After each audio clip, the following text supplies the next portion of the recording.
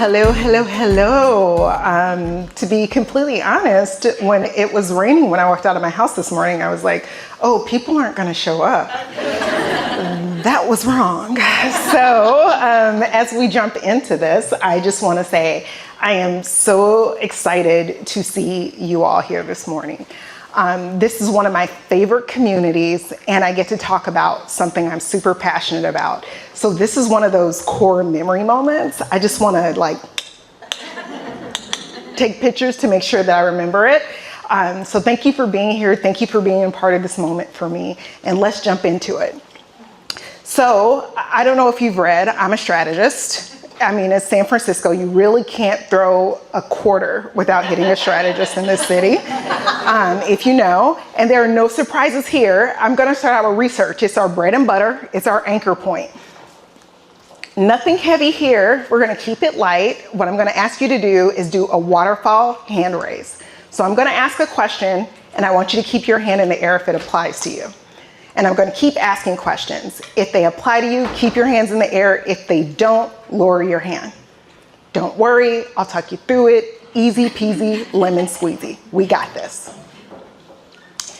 Have you either had a mentor or been a mentor in the past? Raise your hand if this applies to you. Keep it in the air, please. We're going to get a little bit of workout. Would you say the relationship was beneficial? If so, keep your hand in the air. If not, please lower it. It's okay, these things happen. Unless they're in the room, then don't make eye contact with them as you lower your hand. Are you still in touch or have some type of involvement in the relationship with this mentor? If you do, keep your hands in the air. If you don't, please lower it. Awesome.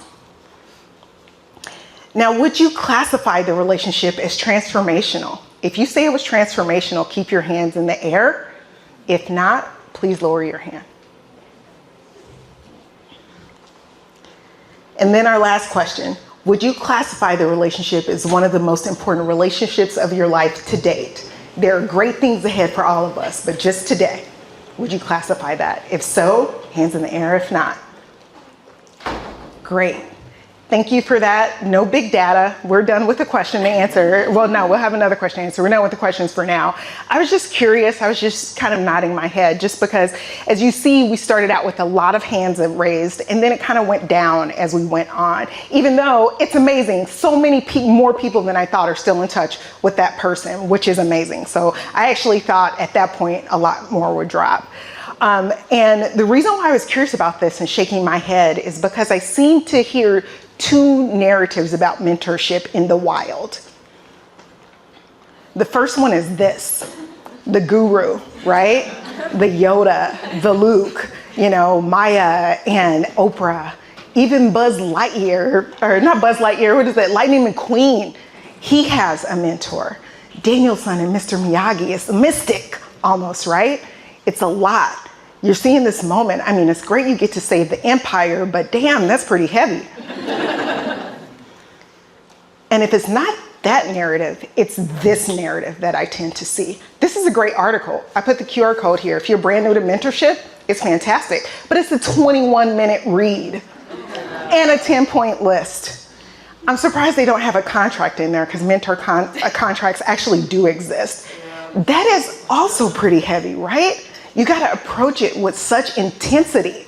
Like, you have to go after it this way or it's not going to be a good relationship.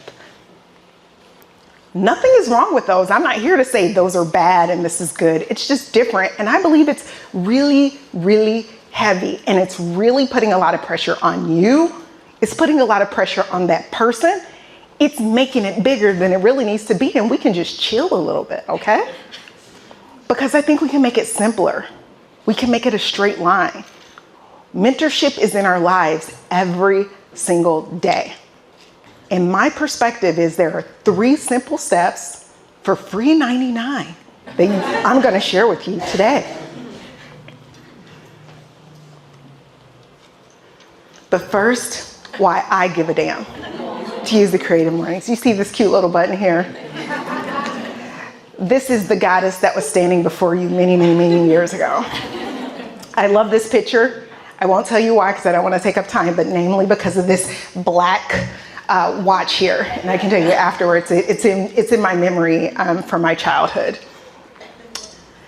That picture is also resonant to me because shortly afterwards, my family found out that my mother was a crack addict. My father and my mother both are alcoholics. Revolving doors in my life. Family relationships are what they are. I'm not going to pretend like I'm the only one that has them. We know this. I moved in with my grandmother, who still is one of the loves of my life, and she raised me. But when I moved in with her, I instantly fell below the poverty level in Kansas City, Kansas. I grew up in an environment where it mattered what color you wore because you could get shot. Hell, you could get shot just sitting in your living room. The expectations for me were really low. If I had managed to graduate from high school without getting pregnant, get a pink or blue collar job, I was actually ahead of the game. And I'm not kidding when I say where I'm from is still like this when I go back and visit my lovely, wonderful Labrador Retriever of a family. So there was no blueprint. I wanted something different. No one could tell me how to get it. How could they? They themselves were stuck in trauma, in a cycle. They themselves knew no different. So I was a hungry little button. I sought out resources. I started asking questions, started looking around me. I took all the help that I could get to get there. And you know what? It fucking worked.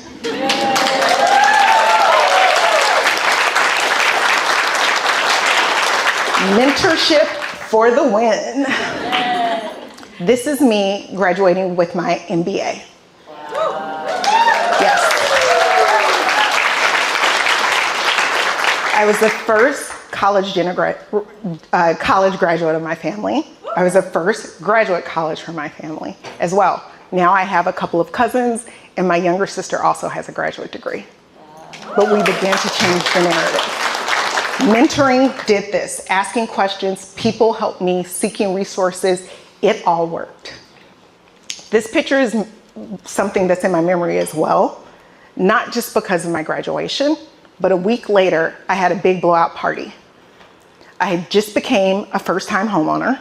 Wow. Yep, I was doing it solo. I was the first person in my family to buy a house by themselves. Wow. I had graduated. At the time, I was also engaged. But I was in the closet crying. I didn't spend the entire party in the closet, enough to make it noticeable. I didn't get it. The people who found me didn't get it. Why? I was literally on my way to becoming the real life Claire Huxtable. I had it all. And I'm not gonna lie, I worked hard for it too. And I didn't get it.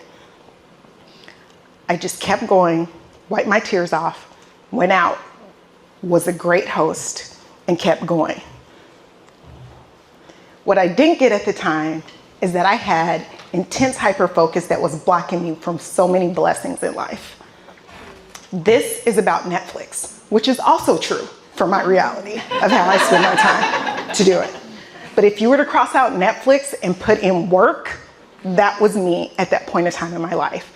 I was achieving, I was goal-oriented, it was my purpose. And you know what? In this society, we don't look at that as an addiction. We don't look at that as a fear response to trauma. We don't look at that as a problem. Everyone is giving me a pat on the back and telling me to get it together. Girl, you're good. I was good, but I wasn't happy. So around that same point in time, I was going through an MBA leadership program with the corporate company that I was working for. That opportunity let me interview with a lot of different departments and apply for jobs. I got none of them, 0 offers. That's the talk for another day, because I was totally qualified. However, I went into my mentor's office. I was pissed. I was like, this doesn't make sense. We need to figure out strategies. We need to figure out solutions. I'm gonna get this. I'm gonna show them all who's wrong. I'm gonna get this together. I was ready to read the room and have them read me. I was ready to go. She looked at me and she said, Loree, what would happen if you put as much energy into your personal life as you did your professional life. Record scratch. What? I was like, bitch, you crazy. I paused, I listened to her, we had a great meeting, but I wasn't buying it. Yet, I shopped the conversation around, because it was a weird conversation, right? Because all my conversations were about achieving and getting more.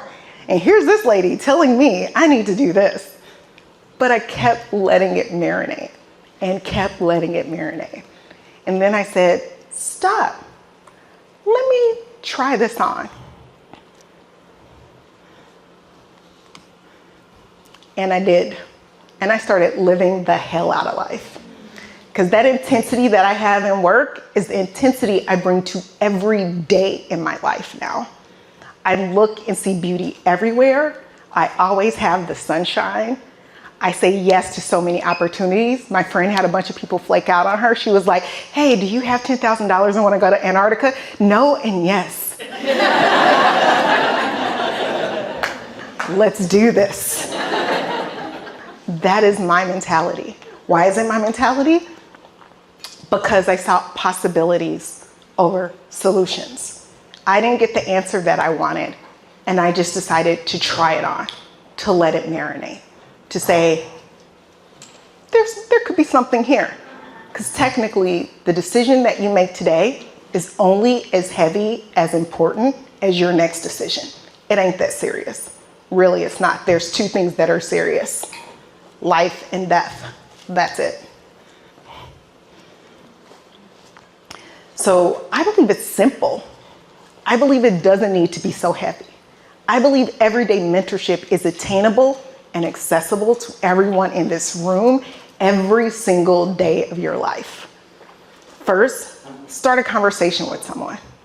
Easy. You don't need to use Claude. You don't need to use ChatGPT. You don't need to use Reddit, although I'm addicted to it. Just start a conversation with someone. 2, seek perspective and not solutions. Sometimes it's great. People give you a gift when they don't answer you. If they ask another question, ask them why they're answering that question. There's opportunity in that. And then 3, be open to explore the possibilities as you go. Just try it on. That's all you gotta do. And if you don't like it, return it. Take it off. Unless you decide to have a kid, then you gotta own up to that shit. Or a dog. But otherwise, you can take it back. I believe in this so much. Instead of me continuing my talk, I wanna give my favorite community a time to try this out. So we asked you a really bigger question for the morning question today on purpose. So that question is for you to work with everyone here and all these brains on whatever is going on. The first step, we're gonna give you a minute or 2 to form groups of 3. Each group should have a blue card, an orange card, and a pink card. So different vantage points, different situations. 2, we're gonna give you 2 minutes. How we like for you to use this time: 30 seconds to ask your questions, 1 minute 30 to explore with other people. When you're exploring, think of what would happen if, what if you were to, could this relate to, or anything your beautiful brain comes up with, but really think of it as in the form of a question for someone else.